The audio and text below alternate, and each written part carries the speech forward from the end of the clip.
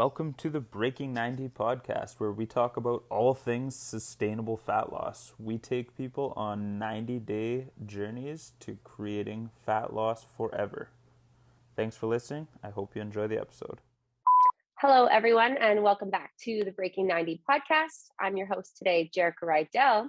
And today we've got things, we're shaking things up a little bit. We're bringing in one of our very own current clients. Her name is Tanya. Welcome, Tanya. Thank you.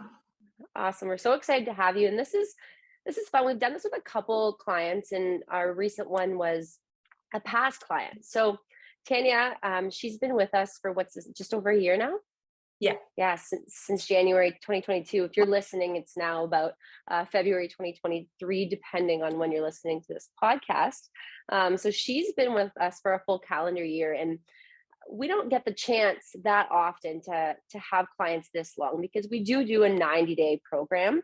And then some clients choose to stay on longer and choose to finish their program there. So Tanya's been through spikes, whooshes, plateaus. She's done, the coaching, the movement, the mindset. So this is going to be a pretty cool perspective from someone who's basically done it all and seen it all.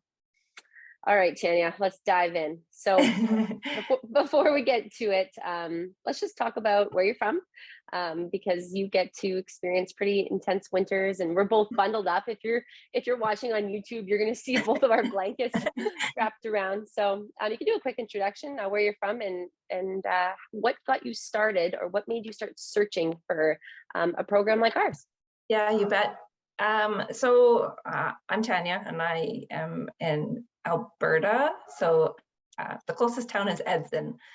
Okay. We live on a little acreage, just 20 kilometers outside of Edson. Cool.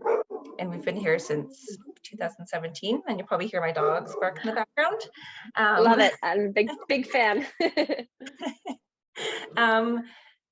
And so I'm in my mid-40s. And so I did a lot of running and exercising, and I had back-to-back knee injuries, which really impacted my weight and not being able to take it off. So I think I hit my highest weight in December, just before I started the program, and I just didn't know what to do. And a friend from work, Amanda, she was on the program and she looked fantastic. I'm like, what are you doing? Like, I need something, because I just didn't have the motivation. I wasn't able to run, and kind of running was my therapy and my exercise and my go-to. So yeah, I tried the program, and it's like been life-changing. The whole exercise, food, the mindset. Kelly's been a godsend. Just the time of my life and the ups and downs that I've been through in the last year. It's been, a game changer, life changer for sure. Yeah. Perfect timing. That's awesome. I'm glad that you kind of touched on your past, especially with running, how you had that as a therapy, right? Like that was your outlet. And what have you found now being in the program? I know as your movement coach that you are a regular fitness class attendee. You're faithful to your classes, and you're always crushing it in the gym. But is that kind of your new therapy, or what are you finding as that outlet? So not looking at, like, yes, the physical aspect of it does help my mental health, but it's not my overall end game. I have other outlets that I can use. Okay. And that it's not, like, running is not me. Like, I love running and it's part of what I do, but it's not my overall. So yeah. That is awesome. I'm glad you touched on that, because it's not who we are, right? It's we have our own personality traits, and in our health and fitness journey, we get to kind of explore these different realms, and that's really awesome. So you came in with original goals of fat loss, of course, right? Because that's typically our target population. So it seemed to fit right with what you were looking for. So let's kind of go into, you saw some pretty quick progress, and then let's talk about a plateau period. I know we were scanning through your progress, and I want to touch on, I think, because a lot of our members, they get the downward trend on that scale, and they're seeing changes, but you've been with us for long enough to have experienced one of these plateaus that we so often talk about on these podcasts. What was the mentality when you went through that? So I don't like the scale. And definitely my goal when I came into it was not I'm not going to say not attainable, because it would have been attainable, just not realistic for my lifestyle and where I'm going. The number just wasn't realistic, and really the number did not matter. It was how I was feeling mentally, physically, and that I was fitting back into my clothes. Okay. I was back down to the weight I was when I was fighting fire like 20 years ago. Wow. And I feel stronger. I definitely, when doing yoga, doing a chaturanga push-up, I feel stronger doing it, and not that I'm going to fall on my face. That's really cool. So you're gonna have to repeat the question. Oh my God. That's okay. So that's no, I actually, I have something that I'm going to touch on. I want to ask you about what the story you just said, but I just want you to go into, so when you said the scale is not your friend, but then, and you really realized, you had a realization. Yeah. You realized that number really didn't mean anything. And so before we get into the plateau, I just want to touch on, because you love to strength train. I think people that are listening should hear that much. You do enjoy lifting weights. So when we have this number that we want to attain on the scale, but then we want to build muscle, right? That becomes a kind of a mind game, because we're not seeing it drop the way we may have thought originally until we learn a few lessons. So so you hit the plateau, and then what was the approach, or what was maybe some of the Breaking 90 tools that you implemented in that mindset? Yeah, so the plateau,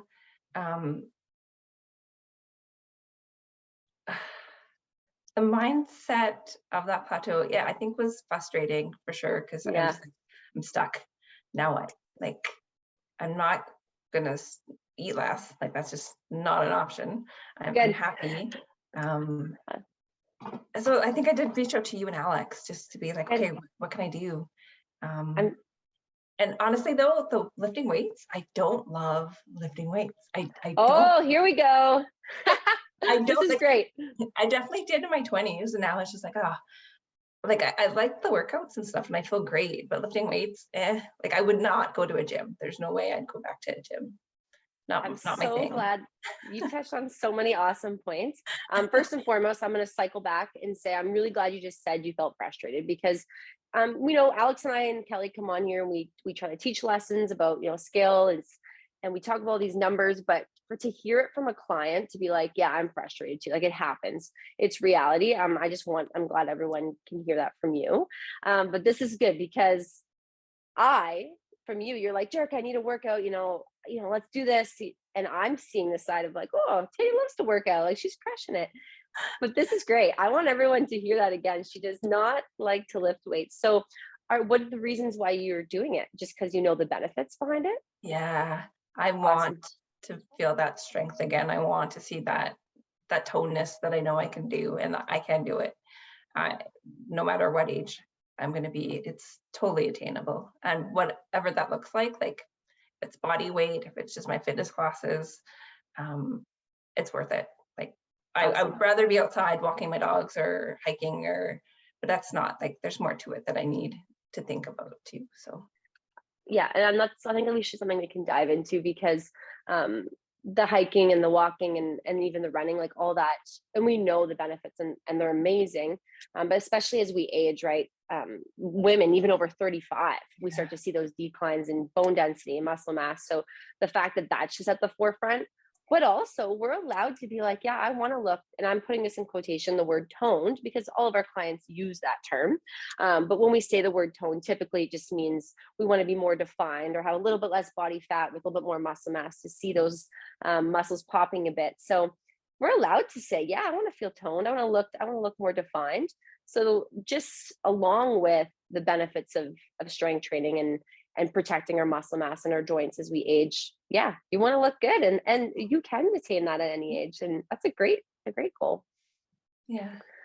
Awesome. Okay, so from here, let's talk about something you would say you're most proud of in the last year. I think the mindset and mental health part of it just totally encompasses everything. Like, my eating's good, my water's good, my fitness is good, but the whole mindset part of it just puts it all together. And Kelly, the check-ins, I call her my life coach, basically. Like, Me too. she just was there when I needed her, and I didn't realize it until someone's like, you need to talk to Kelly. I was like, okay. And then, yeah, it's just been not uphill, but like, it's been great since then. Just curious, have you ever tried a program before joining Breaking 90? I think I looked at Noom. Yeah, that's And a it big just, one right now. right, it just wasn't, I didn't want to be counting my calories and worrying about that. And the motivation just wasn't there. Like this Absolutely. virtual, like we can do this from anywhere, really. Like And it it doesn't feels like matter. we know each other, which is like, we Exactly. do know each other, but it feels like we're in face to face in reality. So when you came to this program, did you have any idea about the mindset component? Had Amanda had talked to you about it at all? No. It was someone else that was taking the course that's from the local area that isn't on the program anymore. Okay. That she's reached out to her, and she's like, yeah, you need to talk to Kelly, because I went through some loss last year that really hit me, and then work was really stressful and just kind of basically pushed me over the edge where I need to take off of work and focus on myself. So, and you did that. Good for you. I'm glad that she was able to kind of guide you along that journey. What was one of the, if you don't mind sharing for those that are listening, one of the big take homes or focus points? Was it, are you trying to step out of that all or nothing mindset? Did she give you a specific tool or a statement to remind yourself? Like, what's something that kind of hit home just for everyone else listening? kind of to focus on me and my joy and what brought me joy, and just the little things every day that we can do for ourselves, like sitting and taking time and just enjoying a tea, taking a bath, like just the little small things we can do for ourselves.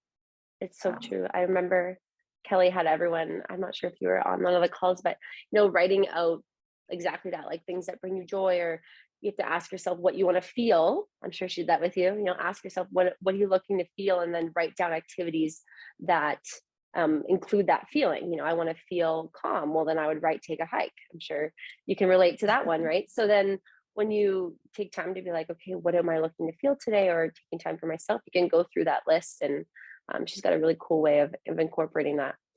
That's awesome. I'm glad you took that, and that's something you'll carry with and focus on now. That's just going to be, it's a part of you at this point. Yeah, it's my coping, another tool for my coping for the next time I get stressed out or something happens. Yeah. Very cool. Very cool. So we're heading into, I guess we're still in the winter months, but we're heading into spring. Do you have any new goals that you're looking to focus on as we approach? Yeah, definitely. So I haven't done a race in a long time. There's a Mother's Day 10K in May that I would like to do. I did, I think, place top 3 a couple years back. So I don't know if I'll be able to do that again, but definitely that. And then, yeah, some kind of longer run as a group someplace in Alberta this summer. Yeah. Cool. So when you're approaching a race, let's say, a couple, 3 months or so away, what does that look like? Have you decided you're going to change any, are you incorporating more running? Are you changing your nutrition? What does that look like in terms with you and your coaches? So I'm really not going to be having to change much, because my fitness classes will switch to outside, and it's called Lunch on a Run. So we will incorporate more running a couple times a week with some fitness into it. So I don't need to do a lot, maybe just a couple extra runs on a weekend, a longer run here and there, and that's it. Yeah, my nutrition, I don't need to do anything with it. Yeah.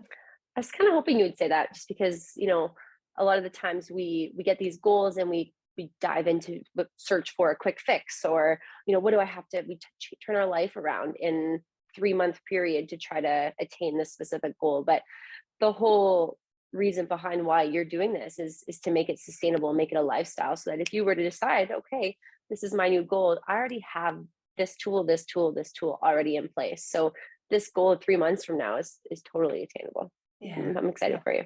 Yeah, thanks. Awesome. Okay, so we can kind of start wrapping things up a little bit, because we've hit so many different directions, which is awesome. But kind of a take-home message, I guess you kind of already answered this, but do you have any other advice for an average woman like yourself coming into the program that don't really know much about it, who's just looking to get lean, live healthier? I guess, what your take-home message or some advice that you've learned along the way? Besides this, the whole shebang, physical fitness. Yeah, the mindset. Yeah. Yeah, and you can do it. Like, if you think you don't have the motivation, they're there to help you motivate. And yeah, like I said, life-changing. It's definitely life-changing. Yeah. And I'm glad you used the word motivation because, you know, we go through those dips. We talk about this often on the podcast and with our clients, periods of high motivation, periods of low motivation.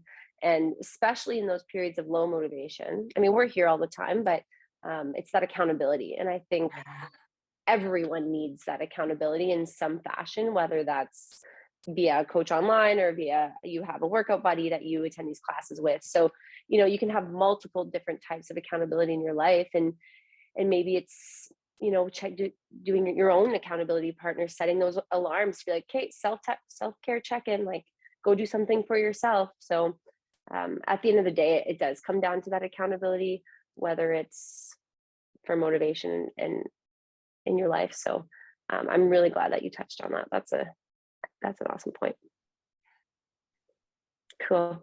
So is there anything else you want to leave with us before I wrap things up? Just thank you. Thank you very much for being there and giving me the great workouts and continuing to be there for me. It's been great. Yeah. Yeah, it's been really cool getting to, because those that are listening, I am one of the primary movement coaches, but I don't get to dive into, I guess, as much as maybe Coach Kelly, for example, with the deeper stuff. But it's been an awesome pleasure to be a part of your journey.